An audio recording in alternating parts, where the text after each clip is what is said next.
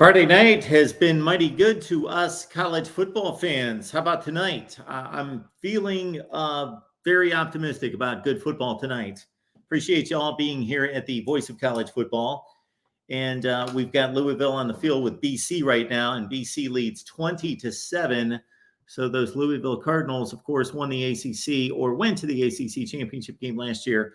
Do not appear as though they're going to repeat that. They've already lost a couple games and down by 2 scores against BC. And so that's the early game. And then, of course, we are coming to you live, not post-game, but pre-game because of the late night status of the 2 games that we're focused on, Rutgers and USC, 2 teams that are struggling to say the least. And then, of course, the game that we're all awaiting for would be the 10:30 Eastern time matchup between UNLV and Boise State. The winner will take a large step toward securing the Mountain West Conference Championship. Much football to be played, of course. We are still in October, but a major step, probably the major step for each one of these teams in winning the Mountain West Conference. And then also, of course, if they can stay unscathed through the rest of the season, Possibly. It's an argument. It's a debate. Hopefully we can see it play out this way. A great debate between the Mountain West Conference champion and an Army-Navy winner. Wouldn't that be something?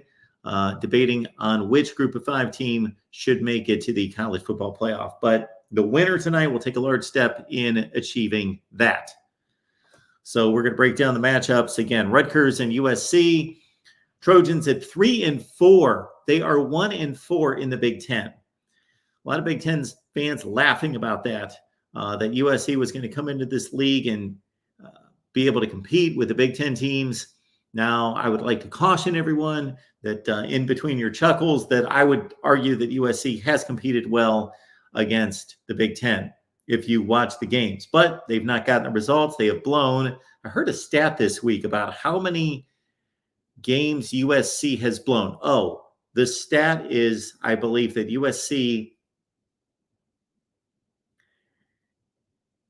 has had a lead in the fourth quarter in every game this season. And, of course, they've lost 4 of 5 in the Big Ten. They outplayed Penn State. They blew it. Penn State, gritty, gutty. Drew Aller played in the clutch. Credit Penn State for coming back on the road, traveling all the way across country, getting the job done in overtime, as USC had some control of that game late, blew it. Of course, the Minnesota game, touchdown lead in the fourth quarter, blew it. We saw this game against Maryland. They travel cross country 3 time zones. They take a 2-touchdown lead in the fourth quarter. They blow it. Questionable clock management, game management decisions by Lincoln Riley. And now taking on a Rutgers team that's traveling, again, all the way out to the West Coast. And Rutgers got off to that nice start that included a win against Washington, a win against Virginia Tech, and now pasted by Wisconsin, and then they lose to UCLA last weekend. So Rutgers at 4-3, USC at 3-4, and Rutgers with a slew of injuries. I do not believe that Ethan Kalkumanis, the Rutgers starting quarterback, will be available for this game, although I've not necessarily looked into that. We invite your comments and questions right here at the Voice of College Football. And, of course, the call-in line is available to all of you as well. Amazon links in the description section of all the videos. When you shop on Amazon, please use the link that we provide. Same shopping experience for you. Makes a world of difference to the Voice of College Football. Every time you send Amazon $1, why not take 3, 4, 5 cents, send it to the Voice of College Football? Please use the Amazon link in the description section of the videos. All right, let's get to UNLV and Boise State. I saw the Boise State game against Rutgers. That is the one Boise State game I have seen, and I did not watch that game live. I went back and watched the extended highlights, like the 20-minute cut down. And, of course, Boise State played a remarkable game against Oregon. They looked like the better football team on that day. Other than that, I've not seen any Boise State football that I can remember. None. We're going to talk about one Ashton Jeanty, of course. Now, on the UNLV side, I saw a very entertaining game. This was one of those Thursday or Friday games against Syracuse that UNLV could have easily won. Instead, they lost in overtime. And of course, UNLV was the Group 5 team that was the first to defeat 2 and the only team in the country from the Group of 5 that has defeated 2 power conference teams. And they almost beat 3. They beat Kansas, Houston, and almost Syracuse. Let's check out both Boise State and UNLV. Double O'Neill says Boise State wins this one 52-21. And we're going to take you all the way up to kickoff, everyone, here at the Voice of College Football. So we have a good 90 minutes of pregame talk here. Again, if you're just joining us and aren't aware, we do this every Thursday, Friday, and Saturday night where we go live after the primetime games. But since the games are late night on the West Coast, we are coming to you live for pregame tonight.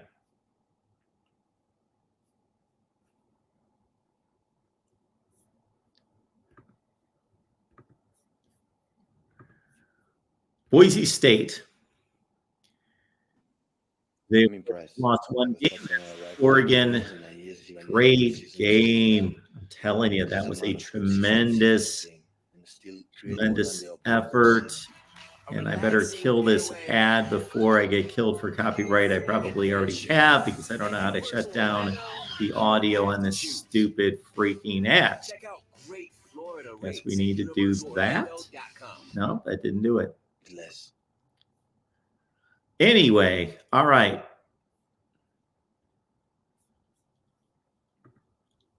Let's look at Boise. So Maddox Matson won the starting job over Malachi Nelson, who's the stud 5-star from USC. Matson, 64% passer, 12 touchdowns, 2 picks. Again, I can't really tell you too much, although you would think he would have played a great game against Oregon because they hung in that game until the final play of the game. They lost on the final play against maybe the best team in the country. But he did not have much of a game. That was all Ashton Jeanty. Matson threw the ball like 18 times in that game. And I do not think that he completed 50% of his passes against Oregon.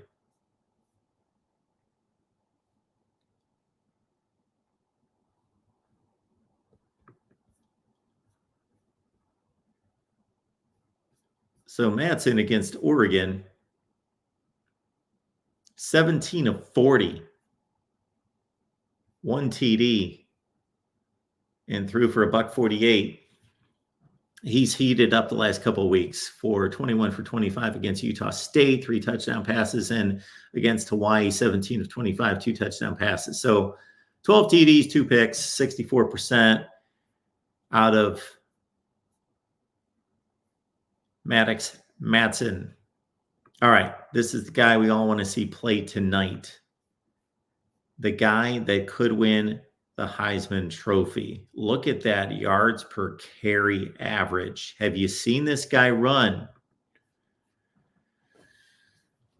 He is responsible for any attention given to Boise State this season, and he runs like a man possessed. Ashton Jeanty, 9.9 yards per carry, 17 touchdowns, 18 touchdowns with a pass reception. They don't give the ball to anyone else. This Sire Gaines has 20 carries. Tyler Crow, 19 carries. Ashton Jeanty, 126 carries.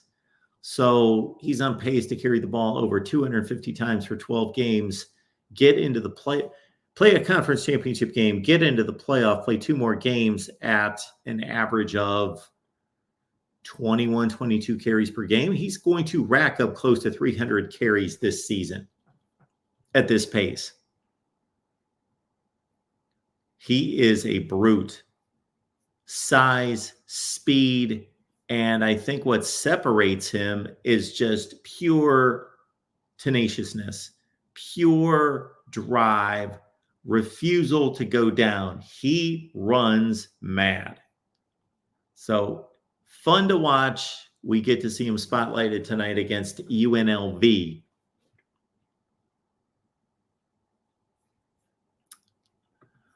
More from Double O'Neill here. Boise beat Oregon the whole game. We lost the game in the final second to a field goal. Yes, I am aware. Voice, he played Oregon better than Ohio State did. He did. Ashton Jeanty did. Yes, he did. Personally, did Boise State play better against Oregon than Ohio State did? That definitely can be argued. I am not going to argue that point. I don't necessarily know that it's true, but Double O'Neill, my dog's not the best passer. So I know the name. I know I've seen him play. But, of course, Taylon Green was the starting quarterback for Boise State much of last season before he got nicked up. And then I'm guessing that Madsen came in and finished off what was a conference championship season, because I do recall him playing last season. And, yes, so we've got 9 touchdowns, 3 picks, 61% last year in relief of Taylon Green. So when Boise State does put it up, we're looking at Cam Camper. And if I'm not mistaken, that's a former Indiana tight end, Cam Camper. 25 catches, 4 touchdowns at 17.6 yards per reception. Matt Lauder, 20 catches, 3 touchdowns, and a few other guys there. Latrell Caples and Chase Penry. Just doing a little scouting report on Boise State. In the meantime, we'll take a call in here from DeBreal MVP. What's going on tonight, sir? Nothing much, Mark. How about you? I am doing well. I am looking forward to tonight's football and focusing on 2 screens because you know I'm a power conference guy, so it's USC and Rutgers. But the more important game is, of course, the one we're talking about right now with the Runnin' Rebels and the Broncos.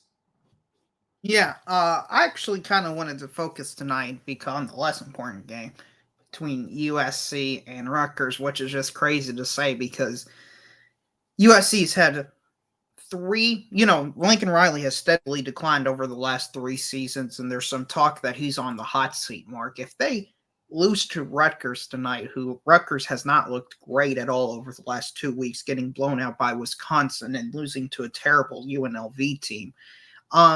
Is there any chance he gets fired in like a Dan Mullen type-esque fashion where you look over his previous years and it's actually really good, but people just lose faith in him? I think it's possible. I don't want to rule against it, but I don't think it's likely at all. I don't think it would necessarily be wise of USC to do that. This is a team that I don't know how many teams in the Big Ten could take Penn State to overtime and could beat LSU. Yeah, I don't know. Maybe 3, 4, or 5 teams in the Big Ten could do it. But Mark, there's just no momentum, and there feels to be no real enthusiasm within that fan base or program. I'm not sure how much Josh Pate you watch, or as I like to call him, Positive Pate. He's talking about how they're actually year 1 in a rebuild, even though it's year 3. Now, I don't know if that logic flies with you, because his argument is, well, since they changed defensive coordinators, this is technically year 1 of a rebuild, which is what I guess they're going with now. Their fan base is coping with. What do you think about that? I do not buy that. It's year 1 of having a new defensive coordinator. If we gave a year 1 reset to everybody who switched offensive and defensive coordinators, we would have all sorts of reset year 1s all over the place. Well, Mark, I need it for my team. My team's had a reset for the last 5 years. Exactly. You've had a new offensive coordinator back and forth. You've had the same guy, it seems like 3 times. Got a new guy. Now, yeah. The old guy left. Yeah. to go to the Bucks. Don't bring in Liam Cohen again. Just leave him alone. But you don't buy the argument from No. I've seen Roger Dodger posted. I've seen No. Positive Pate posted that. Well, this is actually year one of rebuild. No, because Alex Grinch is fired, and they're confident that Lincoln Riley is going to have a better defense under whoever. Because I guess addition by subtraction. Do they have a better defense? They do have a better defense. I'm also trying to weigh it against playing the kind of teams that they've been playing and losing to. We know what Michigan's offense is. Minnesota's offense is pedestrian. Maryland's offense was doing nothing against anyone, scoring 10 points against Northwestern the week before and terrorizing USC in the fourth quarter of that game. They put up 29. No, I don't buy the reset. Does Ryan Day get a reset because he hired an offensive coordinator this year, and therefore any of the failings of Ohio State to not reach their goals are completely wiped out, and it's a year one situation there? Does James I don't think so. get a reset because he just hired an offensive coordinator from Kansas? Therefore, are we wiping out all his failings against Ohio State and Michigan? No, I don't believe this is how it's working. This is what I'm told. I guess this is some new higher mind logical thinking out there, Mark. That's just beyond my pay grade and pay skill. We don't know, to answer Troy V's question, we don't know Lincoln Riley's buyout because he's a private university, correct? True. We do not know. So it could be $1 million or it could be $100 million. We don't know. Now, I would imagine based on inference and context and stuff like that, we can guess it's probably on the higher end range of the buyout spectrum, but we don't know for sure. So let's take a shot in the dark and say that he received, I don't know if we can find out this information, how long his contract was when he signed. He's got to be making $8 to $9 million a year. I would agree with that. I would concur with that. But can somebody look that up in the chat? Look up Lincoln Riley's contract length, and if you can find the money, that'd be great. But if you can't, then we will estimate that he's making $8 to $9 million a year. It's got to be. Right. And what do you think about their prospects in the Big Ten? Because there was a lot of people that said they were soft and they wouldn't be able to compete as well as they have in the Pac-12 because it's a more physical style of play, particularly on the trenches. And that seems to have bear fruit, pun intended. Do you think this is a 2-3 year project or? Well, I will say one thing here, Darrell. I'm not patting myself on the back because I'm certainly wrong about a lot of things, but I will say this, that I said it all off season, that this is the biggest wild card in the conference. And that is playing out in front of us because, again, the same team that is capable of going out and playing LSU, who I think is a fringe top 10 team in the country, and winning that game, looking impressive, who is able to play Penn State, who is certainly a top 10 team in the country, and outplay them and botch the game, lose by a field goal, take on a Wisconsin team that's not a great team, but they're a good team. They're a decent team. They're a top 30 type team, and score 28 consecutive points after they botch and mess around the first half. They can play as well as almost anyone in the conference. I will put Oregon and Ohio State to the side and say that when USC is playing well, they can play. From the time that they gave up 2 touchdown runs, 2 long runs against Michigan in the first quarter, got down 14-0. They completely outplayed Michigan, which is no great feat, I understand, this season. It's about as great a feat as them outplaying Minnesota for much of that game, and blew it. So I'm not making excuses. I'm just pointing out what their ceiling is, that their ceiling is higher than anybody but 3 teams in this conference. But that's what I predicted in the offseason. I said, you're going to see more peaks and valleys out of this team than anybody else. And I warned our USC friends on our USC show that the likes of getting past at that point in the offseason, the thought about, okay, playing Michigan, of course, was a daunting task that has obviously proven not to be.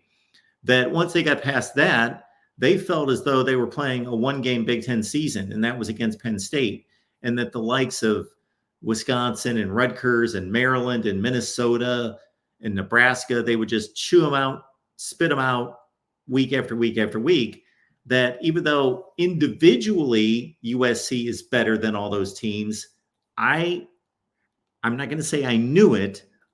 I certainly would have been a betting man to say, and that's the reason I picked them 8-4, that they would run into that grind and not be able to stand up to it week after week. Right. Two things I've noticed is people are saying his contract is 10 years, $110 million, which seems ridiculously high, but okay. And then his buyout is estimated to 88 to 90 million, which is Jimbo Fisher-esque right now, which I don't see how they're able to get out of that contract unless they just got a boatload of cash. Moose is saying here that $10 million a year is crazy for not even winning your conference. So I'm not necessarily understanding that comment. He had won a lot of conferences. Right. Well, did you see Michael Smith's comment at the bottom or just above that? Just above that? What kind of fool thinks USC can't compete in the Big Ten? That's just crazy talk. That was what he got out of your little soliloquies. That they just can't compete, Mark, ever. They're just might as well just write them off. They're just like not Michigan State. They're just like Illinois. They're just, they just are irrelevant forever. They're just gone into the dust of time, into a Notre Dame type era when they used to be relevant and now they're never being relevant again. Well, you got any thoughts about that? They're going to have to get ultra serious about football. I know they're serious about football for a Pac-12 school, but they're going to have to get ultra serious about football. See, that's interesting to me. So what do you think the difference is between those two things, and what is USC doing to signal to you that they're not doing that? Okay, that's a great question. So I look at the way Nick Saban operates Alabama, and even though Caitlin DeBoer has lost a couple games, I can't imagine that the mindset has changed there. Georgia, Ohio State, those places are obsessed with winning, and there's a certain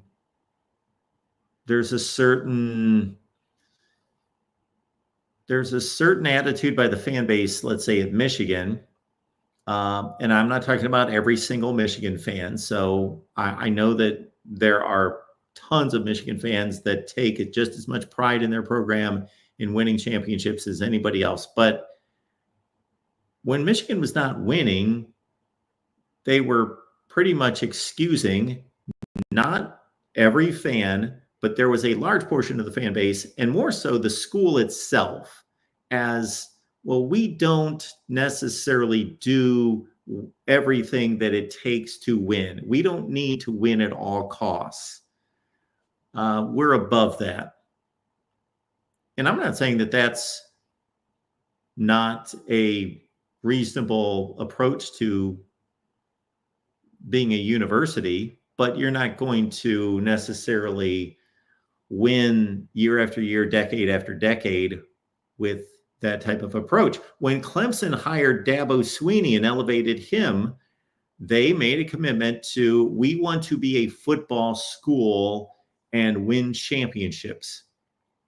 Now, how's that played out? Well, you can't take second place in anything, meaning you are going to invest the money that's required in recruiting and facilities and now NIL to compete with the very best. And that only puts you in a position financially to do it. That doesn't mean you're going to accomplish it.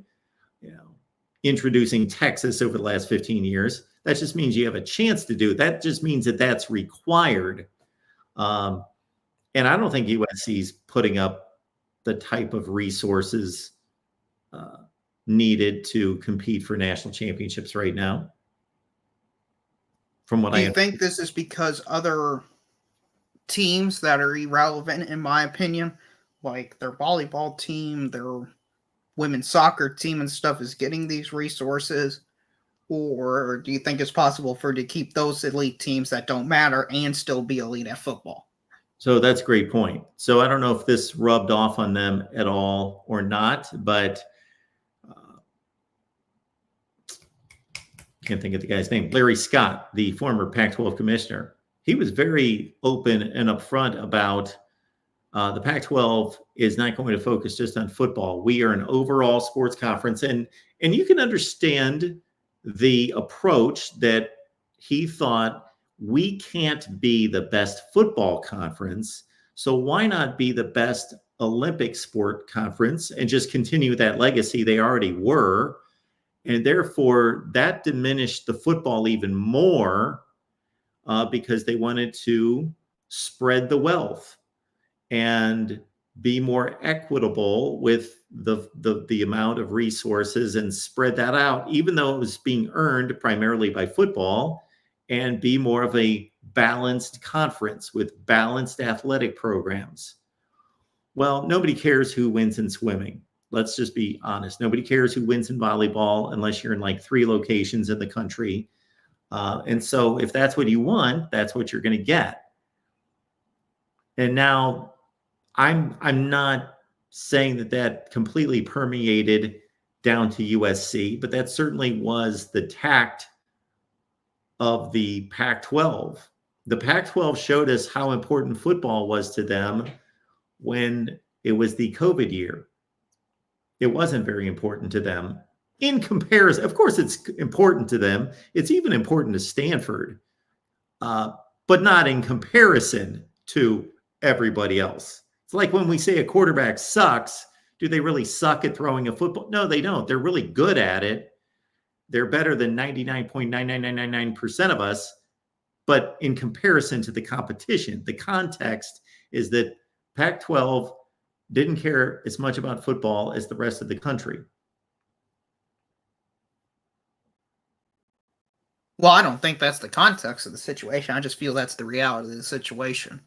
And I still believe that's going to affect them even to this day and going forward. In my opinion, that's a generational type mistake, because you're going to be able to say, if you're Ohio State, Michigan, or anybody against these schools, even keep chopping Rutgers, hey, if something unforeseen happens there, you're not guaranteed to play football. Here, we're guaranteeing you to play football. Ohio State's a great example of this. Look at the way Ohio State fought back against the COVID cancellation of the Big Ten season compared to USC. I mean, Ohio State was rumored to go independent and fight for the national championship all on their own. There's no chance USC would have done that. I would still, if I was a recruiter, I would absolutely use that on the trail and be like, hey, we're going to play football this season, absolutely no matter what. They can't say that over there. You think that has a factor in this at all? Well, I think, again, in addition to the resources and all the finances that have to go into this to be a national championship contender, you need commitment from the very top of the university all the way through. And everybody needs to be bought into a commitment to excellence, to take one from Al Davis. That's very fair. And now going on to the other game real quickly, Ashton Jeanty, the player prop for him is over 214 and a half rushing yards, Mark. Over under 214 and a half rushing yards. Well, I'm going to cheat a little bit. Let's see what UNLV's rush defense has done this season. Well, looking at their game against Syracuse, I'm going to predict it wasn't great, because that Syracuse game was very high scoring, and it felt like either team could do absolutely whatever they wanted to do. So these are the best rush defenses in the country. Here they are, led by, who would have guessed? Ole Miss is the number 1 rush defense in the country, giving up 1.9 yards per carry. I guess that helps when you play the likes of the Citadel or whoever they played in the non-conference. But anyway, where is UNLV on this deal? Oh, look at that. Number 20 in the country at 3.3 yards per carry. And they played Syracuse, they played Kansas, they played Houston. Now, all of those teams are questionable at best, but they are power conference teams. I'm going to go with the under.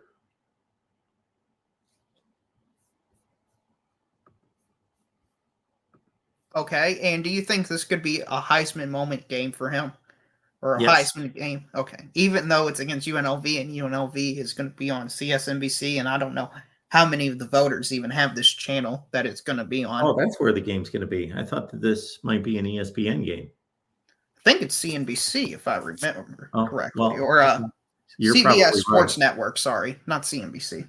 Sure. Oh, there it is. You're right. I'm going to have to go hunt for that. Okay. Well, it still is going to be, at least to date, things can change. The most important game that Boise State plays this season to get the probable automatic bid to the college football playoff. Okay. Good talking to you, Mark. See you tomorrow. Thanks, Real. Appreciate you being here. I will say that if Ashton Jeanty had played the game that he played against Oregon later in the season, that would have helped him out even more. Shouldn't matter when the games are played. But if he puts that, if they somehow had a non-conference game against Oregon, the second to last game of the season, and he did that to a Ducks team that was number 1, 2, 3 in the country, then that would have helped him out enormously.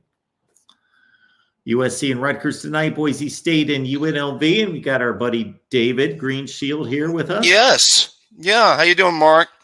I'm doing great. How are you? Excellent. I was actually just looking at the slate for tomorrow. And you know what? I was thinking that it wasn't a great slate, but the more I look at it, I actually think this is a really nice, underrated, good college slate of college football. I'm not going to say great, but I think I'm intrigued by the matchups tomorrow. I don't know what your overall thoughts on the overall week that is.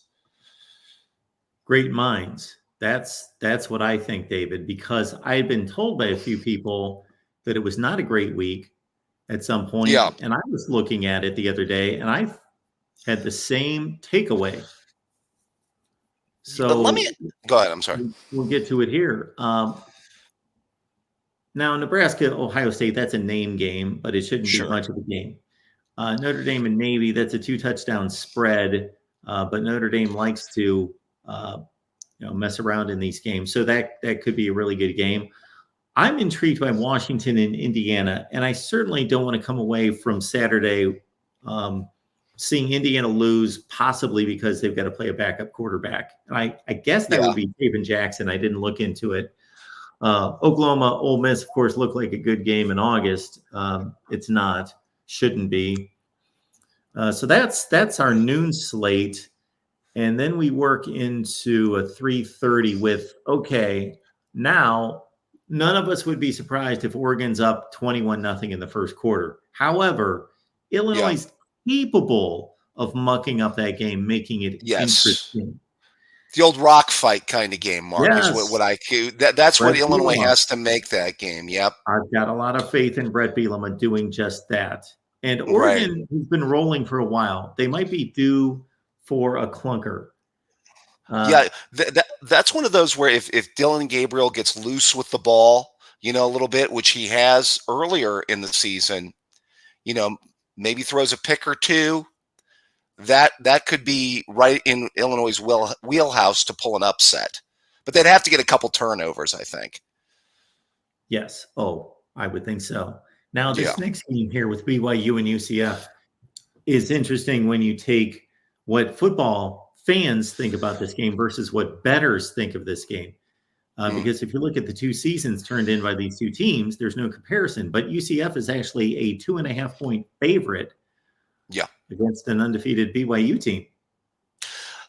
You know what? I wanted to comment on the Notre Dame Navy game first, if I could, Mark. Sure. By the way, do you know who the quarterback is for Navy? Well, man, this is bad of me not to remember, but I've looked up his stats and watched him play a little bit, but I can't recall his name. Blake Horvath, Mark. Yes. Okay. Yeah. Do you know who he's related to? Horvath. I do not. Les Horvath, who was the first Heisman Trophy winner at Ohio State, Mark. All right. I should have come up with that. Yes. Yes. I did not put that together. Yes. On Paul Brown's first national title team, 1942, the great Paul Brown, I think the greatest Paul Brown.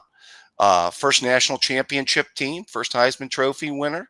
Yeah. Actually, in 2 different years. The year he won the Heisman was not the same year as they won the national championship. That's right. I believe he won the Heisman in 44. Yes. Yeah. Because the next 2 years was Mr. Inside, Mr. Outside, yeah. Glenn Davis and Doc Blanchard. Well done. Yes. So, David, did I just hear that Paul Brown is the greatest coach of all time? I believe that to be true. And when you take in, no coach has mastered football at every level. He mastered football at every level. That's a good point. And I think pretty much a lot of the modern inventions you have in football today are related to Paul Brown. No, that is fact. And maybe, and I'll throw in one last thing, maybe the greatest coaching tree of all time. Well, Bill Walsh comes to mind, of course. A couple guys by the name of Chuck Noll and Don Shula as well, Mark. Chuck Noll, Don Shula. Yeah. Pretty good. So, yeah, not bad at all. By the way, Bill Belichick, no less a source, actually said that on they were doing a special 100th anniversary of the NFL a couple years ago, and he was asked the question of, Paul Brown was on the list of coaches, and he was asked, why should Paul Brown be on this list? And Bill Belichick said, and I quote, because he's the greatest coach of all time. Yeah. Well, that was a dumb question. Why should he be on the list? Yeah, I know. Rich Eisen was trying to throw him a softball. I was watching the show. It was kind of interesting at the time. But I'm partial to my guy being the greatest. No, I think Tom Landry's probably in the top 5 or 6. I would put him up there high on the list. But Paul Brown certainly. When you've got to put winning into context, and then also innovations to the game is a great argument for him. Yeah. Back to the docket as far as tomorrow goes, if I may, Mark. I do think that I want to say this about Notre Dame, by the way. Obviously, did I hear you say that if Notre Dame does go, let's say 11-1 and finishes the year, that they should get in? Or because I know you were commenting on their schedule recently. But if they go 11-1, are we convinced that they should be? I know you have a lot of issues with them not being in a conference, as do a lot of people. You've talked about their schedule not necessarily being the best, as to look at it overall. And I'm sure they're rooting for Texas A&M to win every game for the rest of the season. But just your thoughts. Well, my thoughts are there's sometimes the difference, of course, between somebody deserving or earning that right versus being selected. I do believe that they'll be selected at 11-1. I cannot see this committee bypassing Notre Dame at 11-1, even with that ugly, ugly loss. In place of the ugly, ugly loss, of course, if they had lost to Texas A&M, then they wouldn't have that solid, substantial win. Louisville is doing them no favors tonight, losing to Boston College. Because right now, that's their second best win. Florida State's non-existent. USC is wilting. Wow. Their second best win could be Georgia Tech. It could be Louisville. It's the point being it's going to be pretty much pointless. So there could be an argument that they shouldn't make it at 11-1. And I would not have an issue with them being left out at 11-1. Well, let me ask you this question. I mean, schedules evolve over the course of the season, and we look at a schedule at the beginning of the season. Then we have to look at it differently as the season plays out, as facts change, things change. I get it. But if we'd had this discussion about Notre Dame's schedule back in August, Mark, I don't think we would have been saying, well, that's just an awful schedule on face value. But there's a difference between intent and reality. Right. Uh, No, I get it. when a team schedules fill in the blank who is supposed to be good, Mhm. I don't fault them when that team turns out not to be good in that given season because the intent was to play a tough non-conference matchup. But the reality is that the schedule and the results against the schedule still have to be evaluated for what they were or what Right. they are, not what the intent was. Yeah. Yeah, I understand. I mean, just looking at it on face value at the beginning of the season, I thought obviously USC would be a little bit better. We all thought Florida State would at least be decent, and Texas A&M still I think has a chance. Like I said, I think they're rooting for A&M to just win out. By the way, and just be a real solid, at least like top 15 kind of win. Well, So for right now, Texas A&M could be a huge win for them. r- They're playing LSU, of course, tomorrow, and they would be the only undefeated team in the SEC. But they also could falter. They could lose to LSU. They could lose to Texas, and maybe trip up somewhere else and be an 8-4 team, and it could just be a okay win, barely a top 25 win, and that's going to be their best win. That's the issue right here is we're only in week 9 and we already know Notre Dame's best win and it can't be trumped in any reasonable way. right, right. Well, all right, let's get to a few of the other games before people accuse me of being a Notre Dame fan and trying to take up their cause here. No, I'm kidding. Far from it. But looking at the rest of the schedule, or looking at the rest of the games on the schedule this week, I do have to say I'm with you. That's a game where Indiana could be ripe for an upset. I think Washington is a solid team. I know they lost everything off of last year's squad. By the way, what do you think of their new coach? Washington's coach. A lot I've of always people have liked him. talked. Yeah, Fish. Yeah, when I say I like him, that doesn't mean like I enjoy listening to him or that I found out something about him as a person that I like. I just think that he's a good football coach. He's obviously had a background on offense and has done a nice job Right. at various stops like UCLA and Michigan and did a great job at Arizona. Did a much better job than two more acclaimed head coaches that preceded him, Rich Rod and Kevin Sumlin. Right. I mean, I'm just interested to see how much that quarterback issue haunts Indiana tomorrow. We're gonna have to see. I mean, I just wouldn't be surprised. I think the Hoosiers probably maybe find a way to pull out that game, but if Washington pulls off an upset, I would not be shocked at all. I did want to talk about Wisconsin Penn State as well. Are you surprised at how well Whiskey's turned this season around, Mark?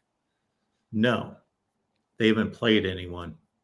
That's true, but I mean they've been winning. They've certainly been looking like a better football team. Just eye test though, from kind of the struggles that they had earlier in the year, though. Yeah, I've got to see it tomorrow. I'm not buying it based on what we've seen against Northwestern, Rutgers, and Purdue. Those Well, are the I 3 agree. teams they've beaten the last 3 weeks, and it's not their fault because Right. their overall schedule is extremely difficult, and they're starting to get into it now. But I need to see it tomorrow. Well, I think tomorrow's a 1-possession game. I'm calling it right now. I would be real surprised if Penn State blew them out. I think I think Penn State is one of those teams that's going to find a way to play really good teams close or really bad teams close. Yeah, I can see that. They did not look good in the second half against USC. They had an 11-point lead at one point and got their doors blown off. They will be at home. Of course, that's one of the better home field advantages.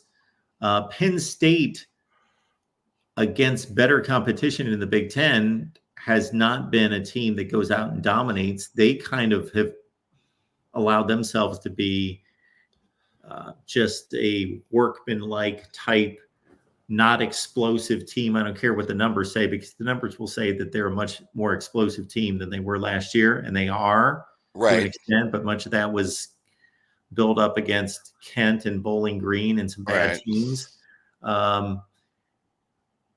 Yeah. The point spread of Penn State at 6.5 makes sense because Penn State, look at the game they played against Illinois. That Right. game was 14-7 forever. Exactly. They barely squeezed it out against USC. And I'm trying to think their other Big Ten games.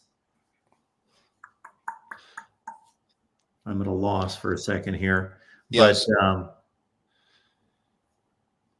yeah, so they you had like UCLA. They had UCLA, UCLA. Earlier. Again, Mark. Yeah. well, there was another 16-point win against UCLA. When if Right. you're Oregon or Ohio State, you're winning that game by 35 points. Right. So yeah, I can't wait to watch that game. I'm going to have a difficult time in prime time because if you throw Michigan State at me, especially with the struggles that Michigan's having, I always want to see those two teams play. Now, it hasn't been the same the last couple of years because Michigan was so much better and the games were just annihilations. But I will be watching Penn State and Wisconsin and LSU and Texas A&M, but it will hurt me not to see Michigan State. Yeah, I will say this. I want to get to both games real quick too. The one thing about Penn State, and I think I've kind of gotten it with this team. I think Aller's leveled up a little bit, but again, the one thing about Aller, I'll say, I would love to see him with good receivers. I keep on harping on that, but they just do not. I mean, I always say when your best wide receiver is a tight end, I think that speaks volumes to the fact that you're lacking at the wide receiver position. So, are there any other teams in the conference that maybe hit close to home that you could say that about? Yeah, there's, maybe. Yeah, I know where you're going with this, Mark. But you know what I mean? All I'm saying is I think Aller, if you gave him anything close to what Ohio State had or Oregon had, like I said, even your buddy, Sean Clifford had better wide receivers than Aller's had. So, I mean, when your best wide receiver is what, Julian Fleming? Well, it's not Fleming. They've had a couple guys that have put up decent numbers, Yeah. but I mean, their best wide receiver is a tight end. It's Warren, who's had a great year, by the way. Yes, he has. So, yeah, I'd just be interested to see. And you know what? The one thing about Penn State I have noticed, I will say, by the way, wouldn't it be the most James Franklin thing to lose this game before the big game next week, right, Mark? Well, would it really be? Wouldn't it be more of James Franklin to just lose the big games? That's true. That's true. Well, there was a time in the past I thought where he would lose like a clunker in there, maybe that he shouldn't lose, maybe a few years back. Although this, in a sense, could be deemed a big game. That's true, especially with it being a road game. So, did want to get to, you mentioned LSU and Texas A&M. What is your feeling on this? Is LSU still, just kind of watching them, still just basically an offensive team with a defense that's lacking? Just kind of, and not quite the offense that obviously they had last year, but Nussmeier's having a pretty solid year at quarterback. Well, LSU's playing pretty decent defense. They're much better on that side of the ball. They mirrored USC in the offseason with their changes and with their losses, personnel losses. They mirrored them in the game that they played, and now they're mirroring them except for they're closing out the games at the end. The offense isn't anywhere close to what it was with Jaden Daniels. The defense is better. The offense is capable. It's good. Yeah. We're at Nussmeier, Miller, Moss, comparable quarterbacks. Okay. I saw them play South Carolina. They should have lost that game. They Right. didn't. To their credit, they won. Trying to think who they've beaten recently that was impressive. Well, their big game. They had a big game against somebody. Ole Miss win. Ole Miss. Yeah. Bingo. Right. There. The Ole Miss win. They should have been down by 17 points in the first quarter. But Right. again, they weren't. They got bailed out by Lane Kiffin and their own ability to stop a couple fourth down plays in the red zone. and then they weathered the onslaught, and their pass rush was the factor that won that game against Ole Miss. They were all over Jackson Dart. Yeah, I had pegged that game. I made the mistake of betting the over in that game. I thought that game reeked of like a 38-35 kind of shootout type game where Dart and Nussmeier kind of put up some numbers, and it's kind of a higher scoring kind of game. Sure. But, ended up going to overtime that game too. Yeah, it was a great game. Yeah, really a solid game. And they never led in the entire game until the final play. You got a gut feeling on that one tomorrow? I mean, I know it's at Texas A&M, and A&M's been playing really good football lately. Yeah, I think Texas A&M has been playing better football. The results are virtually the same, but they are playing much more sound football than LSU is. Yeah, I can't get a beat on that one. I may lean LSU in that game, but it would be a slight lean. No, that's why it's basically a pick 'em. Right. What was it, 2.5? So we did our record with our buddy Steve Merrill today, and it was 1. Oh wow, that dropped down to 1. I hadn't just checked DraftKings. I was just looking at the schedule. So yeah, I will say this. I do think that, you mentioned Sparty and a team up north, by the way. Boy, going to be real interesting if Sparty puts it on them tomorrow, wins by a couple scores. And I listened to your weekly conversation with Mr. Dace, and even the team up north people were talking about it. I mean, Sparty's got the better coach and got the better quarterback right now. Yes and yes. Yeah, I mean, and the better quarterback isn't even a good quarterback. But right? Todd Blackledge made a point in last week's game against Iowa to cut Aiden Childs a little slack because he is 19 years old and just turned 19 years old, and he's played 23 and 24-year-old quarterbacks in all these games. And Michigan State finally got a breather after having to play Oregon and Ohio State back-to-back against somebody they could handle. And that was a really good win for them against Iowa. Right. Yeah, I mean, I'll say this. I think that Charles is, he's had his moments where it looks like, actually early on against the Buckeyes, I thought he threw the ball pretty well. Remember, they moved the ball into the red zone. The Buckeyes were able to get a few turnovers in that game that really kind of changed what could have been, maybe a semi-competitive football game. Well, that's Childs' issue. He can't hang on to the ball.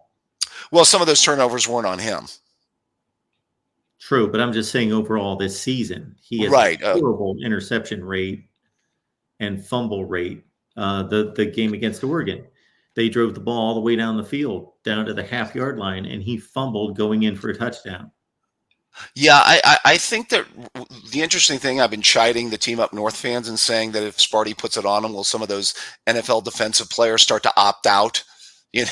Will the Mason Grahams of the world and some of those defensive players start to opt out, once they realize all the season is pretty much gone? Yeah, I think that's Dace's theory. Yeah. He's. I think he's ponying up the cash to try and get the buyout for Sharon Moore, packing up the U-Haul for him. As Willie should. Yes. Now, see, paying these players is detestable to a lot of people that are listening. However, this may safeguard the game, the integrity of the game, in keeping these players on the field. If they have to sign a contract, when they sign their letter of intent and sign a contract with a scholarship that will keep them committed to the same team for a period of time, whether that's a 1-year contract, a 2, a 3, or 4, and then also that they will need to play out the entire season. Right. Yeah. You remember I told you there's not a structure to this thing, Mark. Remember, it's Wild West. That's why, you know what I mean? You see these players that we gave him a ton of NIL dough. Now he doesn't want to play. I mean, I told you this thing was totally done half-ass, but everybody, like a lot of things in this world, oh, it sounds good on paper, let's just do it, even though we don't have a plan, even though we don't have a structure to it, and, we'll see how it goes kind of thing. So. Well, nobody's going to be able to find it now. Maybe I need to pull it out of YouTube archives or something, but I posted a video when Johnny Manziel and all that mess was going on with him signing autographs and supposedly getting paid and saying, this is going to come to roost here. And the NCAA, that was 2013. The NCAA had almost a decade to prepare. Yeah. Hey, I want to make a comment about Texas. Texas Vanderbilt, I'm not going to comment about the game. I think Texas can win the game, and I know Vanderbilt's playing good football, but I think it's a bounce-back game for Texas. I have to say this. Is there a true quarterback controversy at Texas, and could you see Arch Manning possibly finishing the season as their starting quarterback? Well, I don't think that there's necessarily a controversy, but I do think that Steve Sarkisian has a decision to make. I do think that as well as Arch Manning played, that if he feels much like I know this is not a perfect analogy or correlation, but if he feels as though they'll have a good season with Quinn Ewers, but they could have a great season a la Trevor Lawrence as a freshman versus Kelly Bryant, right? And that's what he's getting paid the big bucks to make a decision to say, I can play it safe. We could go 10-2, lose a semifinal game, or maybe this is the guy to get us there. That's his decision to make, not mine. And I haven't seen either one of them play. Well, Ewers I've seen play enough, but not Manning to know whether he's ready for that. Yeah, our guy Zach Smith had a great point about that game. He said once he watched the tape of Ewers against Oklahoma, and I saw kind of the tail end of that game a little bit, of the Oklahoma-Texas game, Ewers looked awful in that game. He did not play very well. That was all about really Texas's defense just dominating the game. Yeah, and or Oklahoma's offense being completely inept and non-existent. Very true. Very true. Yeah, that'll be an interesting decision for Sark going forward, because Ewers has won big games. I mean, he went to Tuscaloosa and won last year. He was one pass away from getting them to the national championship. So yeah, he's a good quarterback. He's going to be playing in the NFL and most likely starting, but they may have two starting quarterbacks. Yeah, those injury problems don't bode well maybe for the future. Give me a little bit of Tua vibes there, Mark. True. So last comment on Ohio State, 42-10 tomorrow. They'll get the running game going. I expect a good game by Howard. And let's hope Jim Knowles can finally design a blitz that actually gets to the quarterback. I like Gerdeman's comment on the Ohio State show. Stop bringing the safety from 10 yards back and hope that actually gets to the quarterback. Does that blitz ever work, by the way? Well, it works by chance once every 10 times because you have a safety who sprints toward the line of scrimmage, and if he just they get credit for timing the snap right. No, they just got lucky that 1 out of 10 times and they hit it just right. But all the other times they're having to basically blow out an ACL trying to stop at the line of scrimmage in time, or the other problem obviously is they're still 7 yards off the line of scrimmage, and they are a complete no man's land and a non-factor in the play. Right. Yeah. I mean, it's like the quarterback doesn't see that coming a mile away. I don't know. It's it's frustrating. I know. Yeah. Do you remember Tony made that comment? And I was like, it's like. And I made the comment that watching college football all day on Saturday, I see all these very exotic, unique blitz schemes that these teams pull off. Now, you always run the risk, but I'm typically impressed by, oh, wow, look at what they did here. And I don't see that. And even if you don't have the football acumen to pull it off, and I shouldn't be saying this about an Ohio State defensive coordinator who's making more money than any DC, I believe, in the country, right. But just all the information's out there to be stolen. It's not under lock and key. It's not I can't think of the term, but basically it's not intellectual property. Right. That watch tape of other teams. I would. Yeah. Rip Yeah, off their schemes. Rip off their blitz schemes. Yeah, but people in football are stealing from each other all the time. You know what I mean? That's what I've heard. Yeah. Look at what the NFL has taken from college over the years. Remember, it used to be the opposite. Now the NFL takes from college, with schemes and everything. So, yeah. All right. Good show, my friend. Glad you could squeeze it in before the game. And we'll get back together on Sunday. You're doing the call-in show. Oh, yeah. We'll be here to wrap it all up on Sunday morning. Yeah, you give me something good to talk about before I have to watch the Clowns play. Who's the opponent this week? You don't know. Do I have to bring it up? They have to play maybe the best team in the NFL, the Ravens. Oh, okay. It's not good. Very good. So, the best team in the NFL. Didn't could they be 0-2? Yeah, they lost to the Raiders and they lost a heartbreaker to the Chiefs earlier. So should be, yeah. Well, it's a rough year. Life as a Browns fan, Mark. You take care of yourself. Appreciate you being here. Mm-hmm.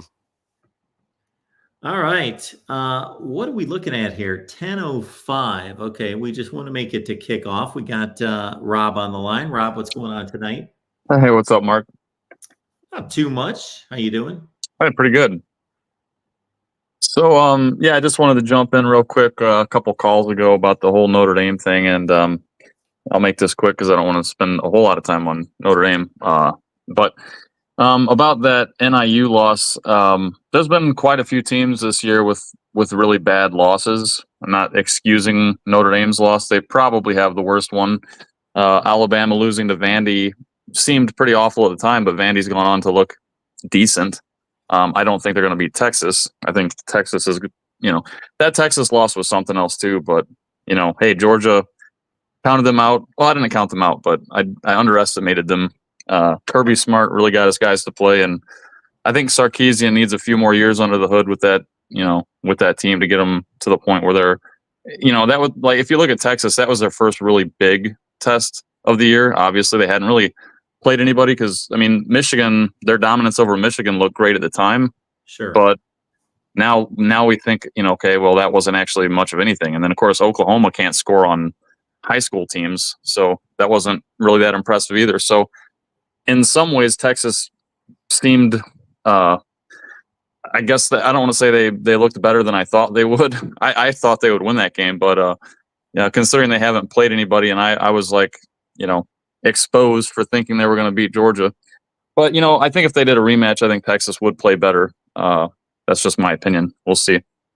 But anyways, getting to Notre Dame, their loss was terrible, but I'm tired of this narrative that, like, a lot of this has to do with the coaching. Like, no one's bringing this up, and I've been on the Marcus Freeman is mid for quite a while now, and I don't know if most Notre Dame fans feel the same way. I think a lot of Notre Dame fans are just kind of like, like some think he's great, some think he's not, but I've never been a huge fan. And the issue is he's a really good recruiter, not a great recruiter, but a really good recruiter. He's a really good guy. I have nothing against him personally. He's a great players coach. I think he's a good mentor to have for those guys. The problem with Marcus Freeman is he's just not a very good football coach. We've seen it time and time again. Notre Dame should have won that game against Ohio State. Not their first matchup, but when they played them in South Bend, obviously Notre Dame has the lead. All they got to do is manage the clock a little bit better and maybe have the appropriate amount of people on the field at the end. But Notre Dame let that game slip away, and that's directly on Marcus Freeman and at the time Jared Parker, who was the offensive coordinator. But he's just done this a lot of times. Say what you want about Brian Kelly. I think most Notre Dame fans can't stand Brian Kelly, but I've always got a good amount of respect for the guy. He put Notre Dame back into relevancy after, the Bob Davie and Charlie Weiss and Tyrone Willingham years. So my issue with Marcus Freeman is that, he seems to get up for the bigger games like Texas A&M and Ohio State and, this or that, Clemson. But against like bad teams that Notre Dame has no business losing to, he finds a way to not get his guys up for those games. And in NIU's case, I bring this up because no one's talking about it, and I've heard this from several like Notre Dame insiders. Riley Leonard hurt his shoulder in that game early on. And not like Riley Leonard is some great passer even when he's healthy, but the fact that Marcus Freeman didn't pull Riley Leonard out of that game when he was clearly struggling and put in a guy like Steve Angeli, who did amazing in the Sun Bowl, it just doesn't make any sense to me. And it's just another one of the gaffes that Marcus Freeman has this year, that it's like the NIU game is this big black mark for Notre Dame that's not going to leave. And it's just, it's pretty frustrating. Like, if they put Angeli in, I'm not saying that they would have won, but I kind of am. Like, I don't see them losing with a I mean, honestly, I'm still not a big Riley Leonard fan to this day. The guy's got 6 touchdown passes in, 7 games? Yeah, he's a decent runner, but Notre Dame has a 3-headed monster at running back. They don't need their quarterback to be the lead runner. They have Jeremiah Love, Jadarian Price. Both of those guys are studs. They're not getting the touches they need. I don't know. This year has been kind of frustrating the way that Notre Dame feels they have to pay $1.2 million to, another transfer quarterback. I'm just glad that, at least from what I've heard, this is the last year that they're going to be going out and getting a transfer quarterback, because I want to see them start developing the talent that they have, in their house. Well, that NIU loss is not going to go away because they don't have the win in front of them to notch. That's going to make people just say, okay, that was clearly a huge, enormous, one-of-a-kind aberration, and now they just beat a top 10 Florida State team and a top 15 USC team, and that makes everything all right with the world.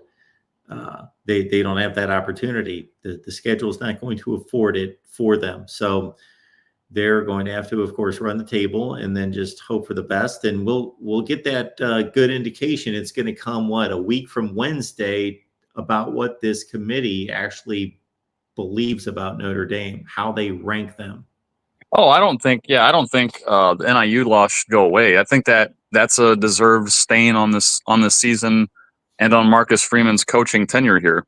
I mean, if you look at Marcus Freeman, and it's amazing what he's done in 3 years. The fact that he's got multiple losses to bad teams, NIU, Marshall, Stanford. I mean, we could go on. He just finds a way to get up for the bigger games and flop on the worst games. But I guess what I'm saying is, a big reason that they lost that NIU game is because he refused to pull his $1.2 million quarterback out of the game and put a healthy one in there. And it was clear that Riley Leonard, again, when he's healthy, he's not a great passing quarterback, let alone when he's hurt. So that's just another, as I said, another big red mark on Marcus Freeman's coaching career here at Notre Dame. And I don't know, if Notre Dame, one part of me kind of wishes that they wouldn't win out the rest of their games, just so he gets a little bit more on the hot seat, because I don't truly think at this point in time, after 3 years, that he's really the guy to lead Notre Dame to the future. Like I said, great guy, nothing against him personally. I just don't think he's a very good college football coach. Just from my experience, looking at what other guys do around the country, how they manage the games at the end of games, how they get those wins. And like I said, say what you want about Brian Kelly. Look at what he just did to Ole Miss. They found a way to win that game. And Brian Kelly, again, he doesn't win those big games a lot. That's one of his red marks. But the one thing Brian Kelly did is he squashed the bad teams usually. It's like he didn't have a lot of NIU type losses, especially, later on in his career. He had that one disastrous season, but where he basically fired everybody and turned it around. But yep. Yeah, for the most part, he's been rock solid in that regard. And a thing I'm worried about with Notre Dame, too, going forward is they've been incredibly banged up. Like, they're one of the most injured teams out there, at least, where it counts. They started this year with backup after backup on their offensive line. And now they just lost Benjamin Morrison last game. This is actually the first week in a while that we have no major injuries after that Georgia Tech game. But I'm worried about Navy because they do a lot of chop blocking, and Notre Dame typically gets banged up against Navy. So, this might be I don't see Notre Dame winning out because they're just going to be so injured by the end of the year. I just don't see them having what it takes to beat USC at the Coliseum at the end of the year. Even though USC is struggling their butts off, I don't think Notre Dame's going to have the manpower. Yeah, well, the USC 1-2 at that point. If Notre Dame's on the cusp of a college football playoff and USC is playing out the string, and who knows how many players have decided they just don't want to play, literally don't want to play, or their heart's not into playing, then that could be a big factor in that game. Because I was hoping that was going to be a winner take all for a college football playoff spot kind of game. Yeah, me too. Now with Marcus Freeman, though, I will say that I think history has shown us with a few guys that, and he's a young man, that first coaching experience of running a program is a big learning curve. And for him, he's navigated it fairly well. So you're putting him against an elite expectation, and you should at Notre Dame. But I'm just saying that, of course, he couldn't turn down that job. The job came calling, but maybe he would have been better served coaching somewhere first before acquiring a job like that.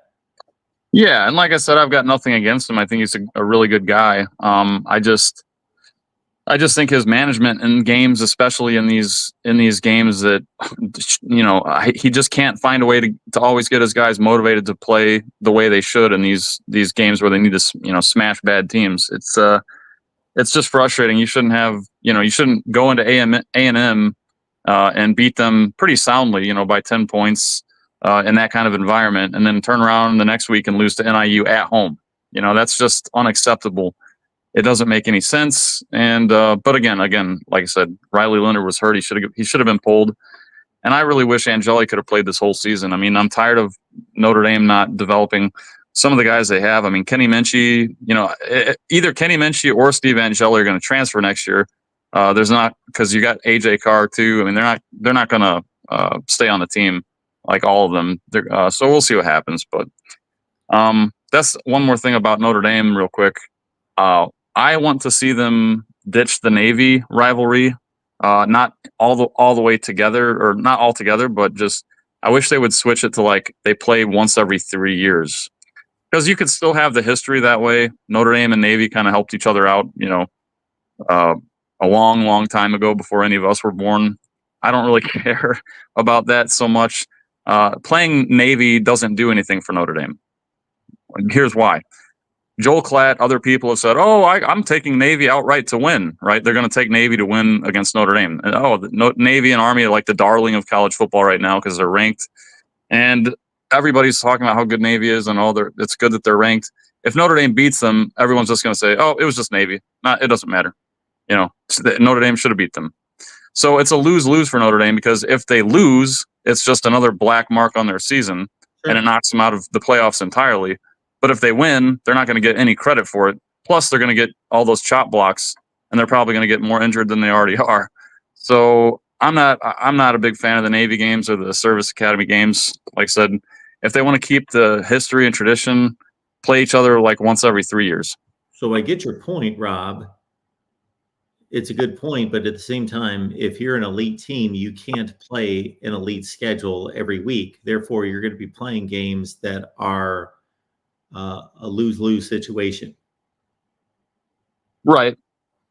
But what I'm saying is, I think a lot of this has to do with, if you have a team that just kind of, like Navy is at their best this year, they're ranked, right? Sure. They're almost never ranked. I think this is only I heard this stat somewhere and it blew my mind. I'll have to look it up again, but I think this is only like the second time in the last like 40 years where they've both played each other while being ranked.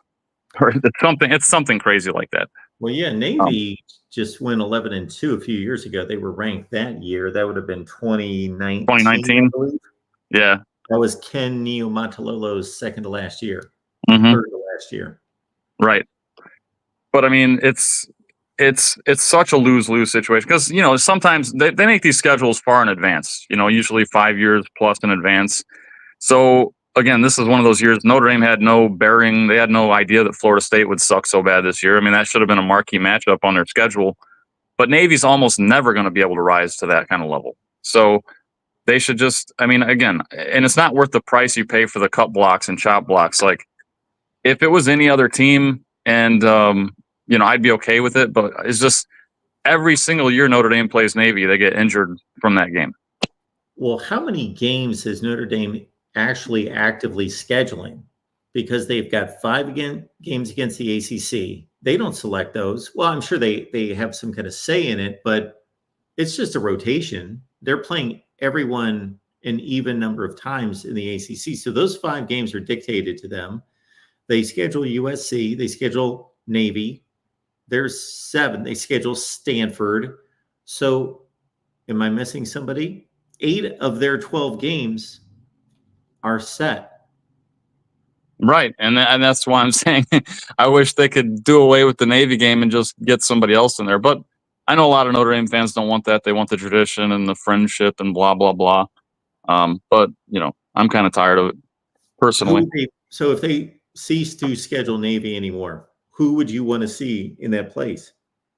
I think it's like, something like the Texas A&M game, just schedule like an SEC team or, another Big Ten, like get the Michigan rivalry going back, or better yet, and this is going to shock even myself. I was thinking about this over the last couple of weeks.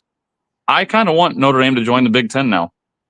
I said for a while that I was against Notre Dame joining a conference just because of the tradition and the history of being an independent and all that. But if you join the Big Ten, now that USC is there, you get Michigan rivalry back and you get USC to remain a rivalry. That's 2 out of your 2 or 3 biggest rivals right there in the same conference. So yeah, I'd be down for Notre Dame joining the Big Ten. I never thought I would say that, but I think that would solve a decent amount of my issues, in one fell swoop. And I'm tired of the ACC too. I don't like the ACC roster or schedule is pretty boring. And aside from Clemson and Florida State, I don't really care about any of those games. I hear you. I completely agree. I've got enough videos out there talking about Notre Dame joining the Big Ten, so I'm right on board with you. All right, Rob. I know. I said I wasn't going to talk about Notre Dame much, and I spent the entire time doing it. But anyways, appreciate the call, Mark. Thanks for all your content, and looking forward to these games tomorrow. Thank you, sir. Appreciate it. Our buddy Rob stopped by. Always good to hear from him. We're about 10 minutes away from Boise State and UNLV, and then a half hour after that, we've got Rutgers taking on USC in the battle of, disappointing teams on each coast. We got Dr. C stopping by. Hey, Mark, how you doing tonight? I am doing just fine. I want to remind everyone out there, when you shop on Amazon, please use the Amazon link that's in the description section. What's going on with you tonight? Well, Mark, I know you touched on it briefly, but, as an SC fan, how did it go so wrong, right? I know we only have a couple of minutes, but how did it get this bad?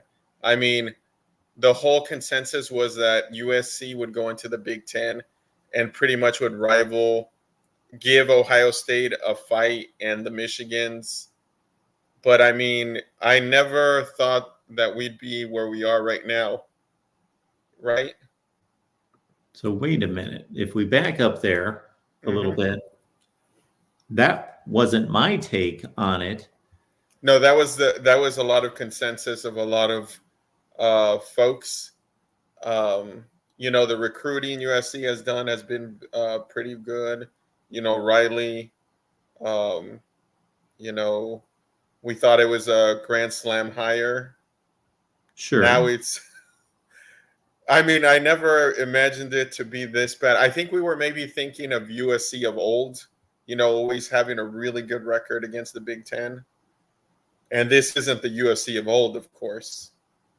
This is Riley USC, right? Well, like I said a few minutes ago to somebody else that brought up USC,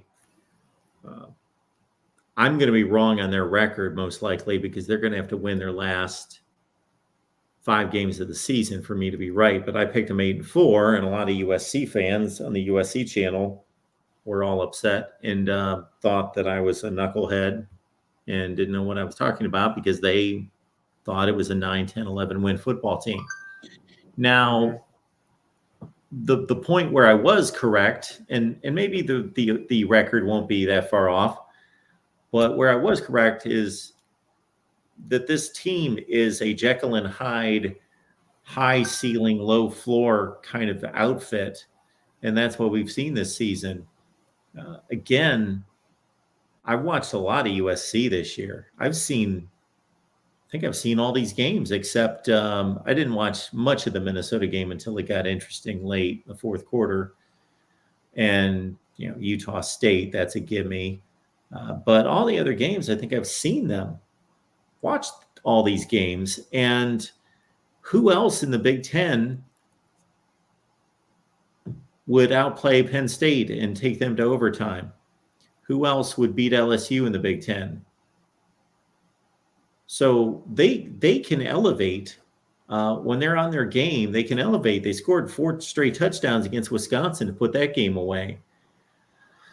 But they're not a deep football team. They're not a strong offensive line football team. They're not a strong defensive line football team. And therein lies the issue.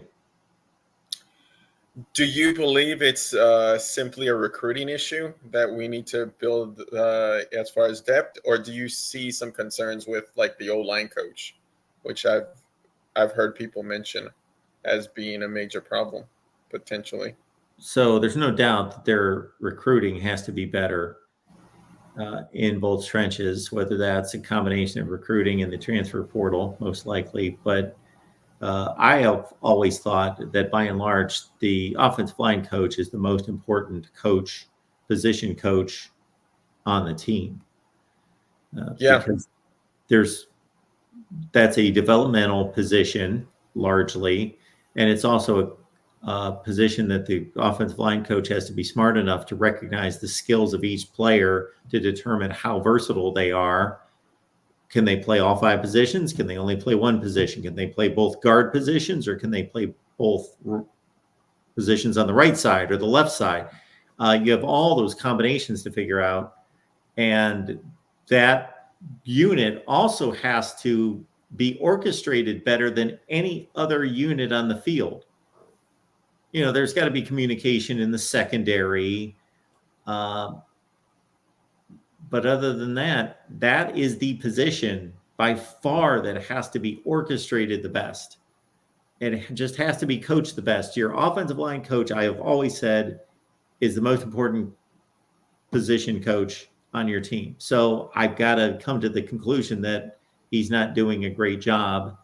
And they also need to recruit better. Yeah, so USC's recruiting had appeared to be pretty good, don't you think? Sure, it's been pretty good. Pretty good's going to probably get them 8-4 in the Big Ten. Yeah, and you saw, that Michigan game. They gave away Michigan. They gave away Minnesota. They gave away Maryland. They gave not away that Penn State. far away. Yeah. There's no way that a team now, had they only done this one time, if they had only beaten LSU and then got clobbered by everybody else, or only took Penn State to overtime and got clobbered by everybody else, but they outplayed Minnesota, they outplayed Penn State, they outplayed, of course, and won the game by 17 points against Wisconsin. They're a good team. Mm-hmm. They're not a great team. They're not an invincible team. Of course, they've lost 4 games. But they're not that far away. Now, that distance that they have to travel to catch Ohio State and Oregon is a fairly long ways away. But for them to be 6-1 right now and be the 3rd or 4th best team in the conference is not far away. And be a playoff team. Yeah, you're right. I mean, because I started to get concerned. I'm like, hey, we're paying our coach all this money. He has a $90 million buyout, $10 million a year. We can get this kind of record a lot cheaper, the record that we have right now, right? With a marginal coach, it feels like at times. So Keep Chopping here says USC did not lose to Minnesota and Maryland because of recruiting. Okay, the point was, Keep Chopping, that we cited the offensive line coach, so you're correct. But it's not just recruiting in a recruiting ranking, it's where you're recruiting. So I would argue that if they had a better offensive line through recruiting against Minnesota and Maryland, they lost each one of those games by the distance between my two fingers. That maybe they do win those games. I would say that they would have won both of those games with top 3 offensive line play in the Big Ten. Yeah, and what did Oregon get so right that USC has not figured out? Is it the recruiting, or what would you say the difference between Oregon and USC? Well, I would love to know what Oregon's recruiting budget / NIL budget is compared to USC's. Reportedly, it's pretty sizable. So that would be the biggest difference? There are more players in the state of California than there are in the state of Oregon, that's for sure. Yeah, absolutely. Because, I was like, well, a lot of people were talking, USC wasn't ready for the Big Ten. Well, Oregon is more than ready for the Big Ten. They might, it's between Ohio State and them, right? Well, they just beat Ohio State. So they're the top dog in the Big Ten as of right now. And I didn't think USC would be this far away from Oregon, right? Oregon, even though Oregon did not look great to start off, right? They were barely winning games. They were not the juggernaut favorite that coming out of the gates that USC comes out, beats LSU. Everybody's like popping champagne. Hey, LSU is supposed to potentially be full of great recruits. We can beat these SEC teams, and now we're in the Big Ten, right? And we should be fine. And then it just fell apart. Do you think there was a pivotal moment in the season where it just went, sideways for the Trojans? Well, I don't think anyone expected them to go to Minnesota and lose that game. I think that's the game. Yeah, that's a game that they had no business losing. Now, this Maryland game, the season was already kind of lost before this last Saturday anyway. I was thinking maybe the Michigan game crushed them, right? Since they thought they had it. And the final, plays, Michigan, one of the worst offenses, pulls off these giant plays, Yeah. Well, they were 2-0, and they were a minute away from being 3-0. And I thought Michigan was dead to rights because I never give up on a college football game that's only a 1-score game. However, Michigan couldn't throw the ball. So I thought, you got to drive the ball 85 to 90 yards just running the ball. Well, that's not going to happen. Well, yeah, it did happen because they ripped off a 65-yard run. And then even then, Michigan barely could push it across the goal line because they still had the final 17 or 18 yards to go, and they just kept getting first downs by that much. And, think about that game. USC came down to the final play, a 4th down play. They stopped them 3 times. Yeah, I'm not trying to excuse away USC season as being that close, but it has been that close. Now they've got some real issues to deal with, and it's mostly in the trenches. And they don't have a great quarterback. They've got a good quarterback. He's arguably the best quarterback in the Big Ten. And when I say that, I mean that there are like 5 guys that are so close that I can't differentiate them, except that I believe True Aller is probably the guy. And now it's going to be difficult to evaluate what they give us the rest of the year, because who knows about motivation, but even beyond motivation, they're getting so banged up. I was talking to our buddy Tim Prangley today, says that they've got 2 starting corners and a safety out tonight. Yeah. How warm is Riley's seat? Just that warm. He's not losing his job.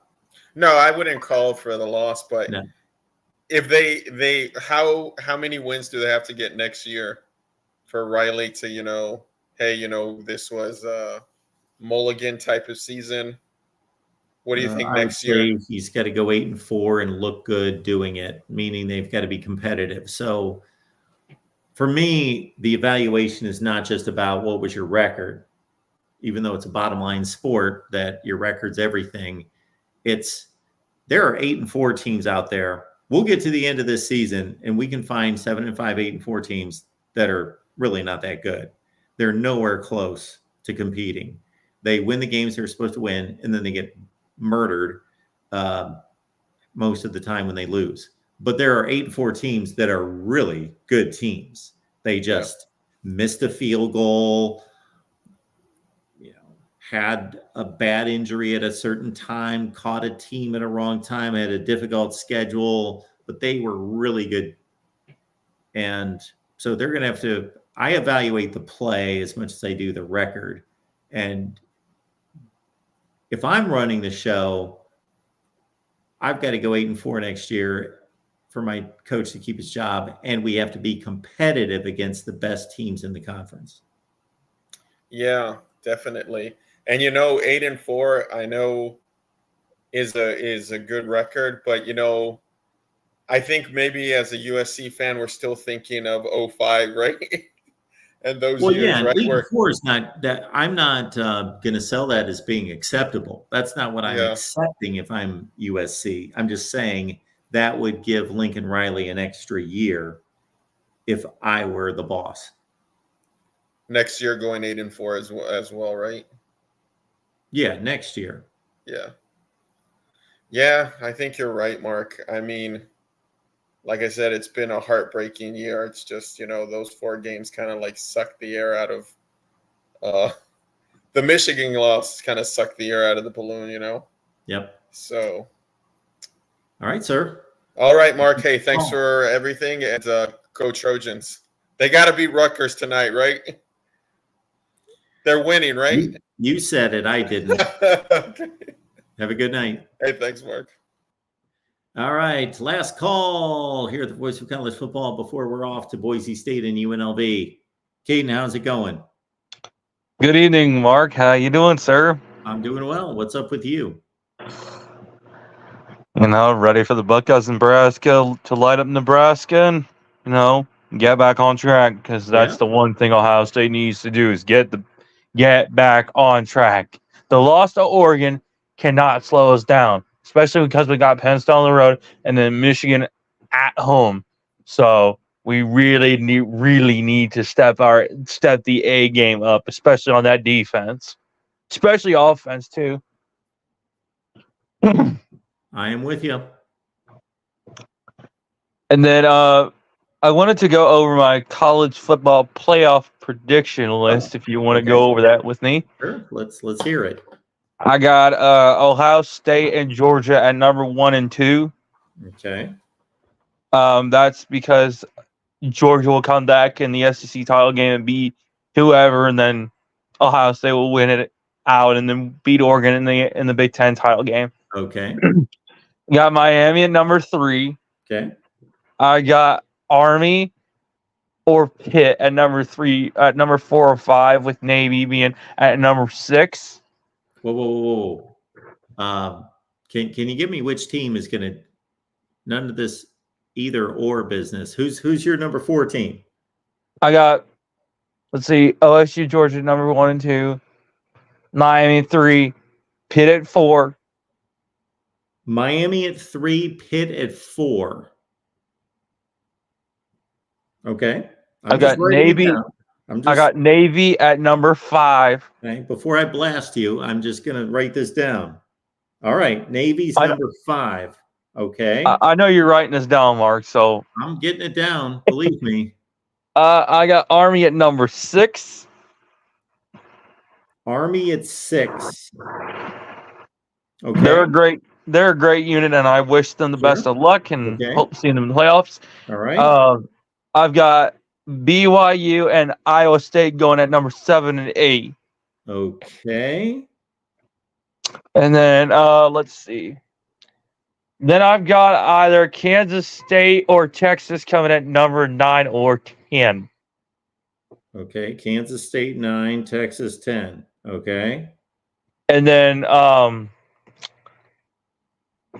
I've got, let's see, West Virginia maybe clutching it out at number 10. West Virginia. No, you're up to 11 here. I'm up at 11. Yeah, you got Ohio State, Georgia, Miami, Pitt, Navy, Army, BYU, Iowa State, Kansas State, Texas. You got 2 more spots. Then West Virginia at number 11. West Virginia. Okay. And then at number 12, coming in just to like Boise State. Boise State. Okay. All right. You ready for me to unleash on this? Feel free. All ears. Okay. All right, folks. Listen in the chat here. Are you listening in the chat? This is Caden's playoff prediction, and you tell me what's wrong with it. Okay, folks? Ohio State's 1, Georgia 2, Miami 3, Pitt 4, Navy 5, Army 6, BYU 7, Iowa State 8, K-State 9, Texas 10, West Virginia 11, Boise State 12. Okay. You got some issues here, Caden. Get a point. I'm betting I'm getting a lot of hate on this list. Well, I wouldn't hate the list except for a lot of it's illogical. That's the problem. So first of all, the 4 top seeds go to 4 conference champions. So you got a problem here. Why don't I just switch out Miami and Pitt play in the same conference. I was gonna say I'll switch.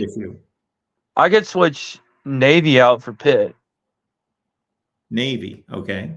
So you're going to put Navy at 4. Okay. All right. So that was your first issue. Okay, we got that cleared up. You believe that Navy and Army and Boise State all are going to the college football playoff? Yes, sir. Really? Listen, with what could happen in the next couple weeks to the conference championship week, and plus Pitt plays Clemson at home, so that could be a big issue. Pitt plays Clemson. What does that have to do with Army, Navy, and Boise State? Well, I'll say on Pitt's case, if Pitt wins that game, they're going to the ACC title game. If Pitt beats Clemson, they're going to the ACC title game. You know that for sure. 100%, because Miami doesn't have 100%. It's not even anywhere close to 100%. Exactly. What do you mean by not happening in that case? I didn't say it wasn't happening. I'm saying that you saying that Pitt beating Clemson guarantees Pitt is going to the ACC championship game is completely false. Because Miami hasn't played nobody this year. Okay. Nobody. You are not understanding of how this works.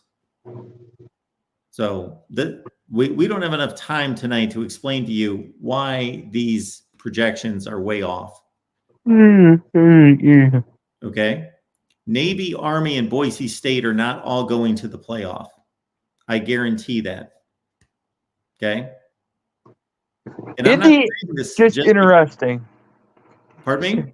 I said it'd be interesting to see how it goes. Oh, it'd be interesting, but it's not happening. There are not going to be multiple group of 5 teams in the playoff.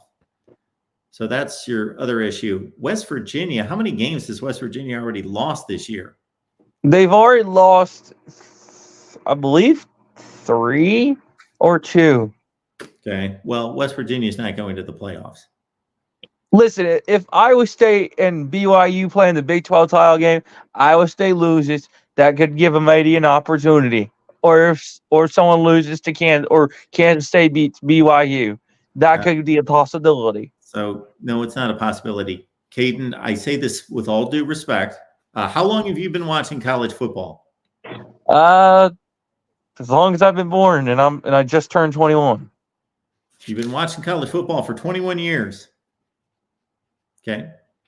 I know this is the first year of the 12-team playoff, but we'll need to do a workshop on how this all works, because this is not a representation of how this works. And Mark, you just made a special list in my on my special list of people Absolutely. that, and you want to know what that list is called? The list of 5-star dummies. Okay. And you're up there next to Pigskin Pete, who is also a 5-star dummy. Okay. Because my prediction list is possible. No, And it's now, not possible. yeah, yes, Hayden, it could You happen. don't even understand how the playoff works. You don't even understand how the teams are selected. How are the teams selected? Let's start there. How are the college football playoff teams selected? Let's see.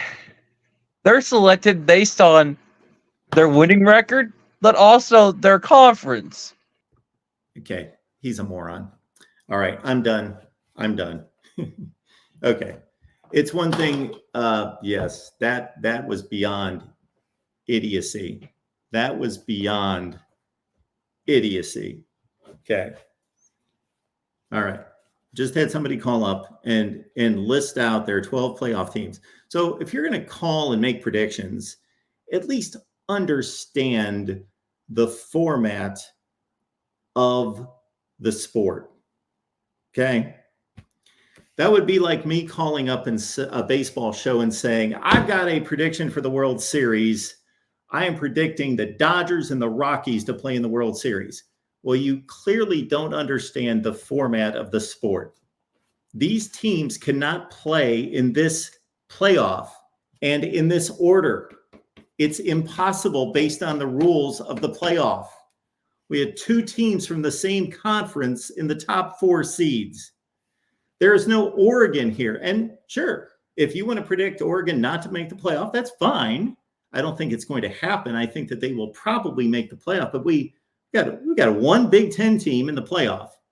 We've got 4 Big 12 teams in the playoffs. We've got 1 Big Ten team in the playoff. Okay. We've wasted enough time. Go watch some football. Appreciate you being here. We'll be back on Saturday.